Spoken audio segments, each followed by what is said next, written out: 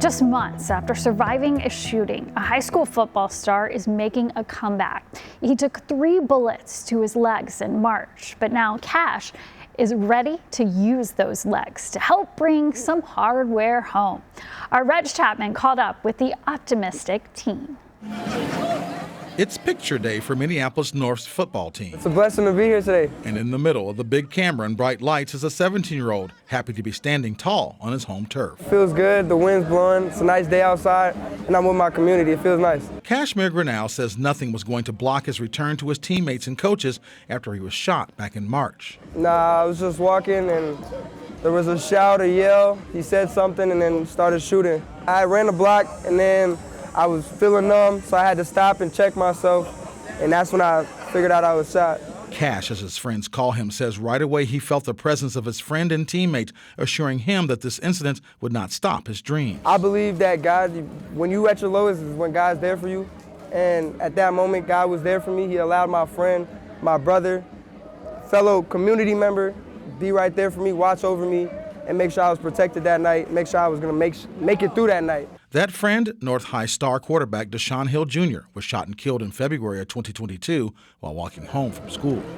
D. Hill, the angel guardian over this entire team, this field, D. Hill, man. D. Hill's presence still felt by all who knew him and the community that is now huddling around Cash. I love my community, and they were there for me, and they support, love, all of that. They showed that they cared for me through every step of the recovery process, and that's why I'm here. I'm where I am today, and I appreciate them a lot. A second chance for the soon-to-be senior linebacker who believes he can tackle any challenge thanks to love from the people who make up his village. What once for a moment felt unsafe, they made it feel safe in seconds. They turned it around, turned my entire mindset about the situation around in seconds. 2 words: polar pride, baby. In North Minneapolis, Reg Chapman, WCCO News.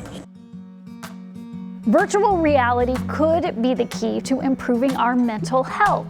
Our Derek James shows us how a Twin Cities clinic is using it to give Minnesotans the help they need. Here goes. Ellie Mental Health in Mendota Heights is using virtual reality to bring the outside world I'm up very high into its office. This isn't a video game. I have open area in front of me, and I have railings on the side of me. It's therapy. And what are you noticing internally? For working with someone who has a fear of flying, we can't really get on a plane with them, right? But what we can do with VR is we can bring a plane into that therapy room. I asked Austin Jacobson, Ellie's virtual reality therapy co-manager, to demonstrate the software he uses. I feel a little shaky. To transport to a situation that creates anxiety for me.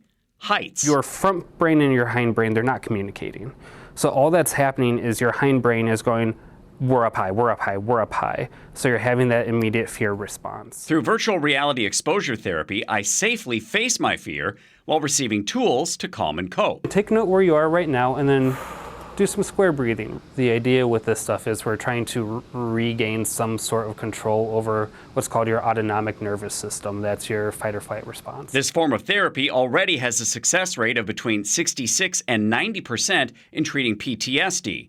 Ellie also incorporates VR in everyday therapy sessions to put clients at ease. If they find being on a beach comforting, yeah, let's put them on a beach. Or maybe even put them in a more creative space so then they can express themselves, non-verbally. Back on the crane ledge. But I could try to take a few steps out here. You can absolutely take a few steps. After taking a few steps high above the city, this session is coming to an end. Feel free to take off the headset right there. I'm not going to make you walk back on the crane.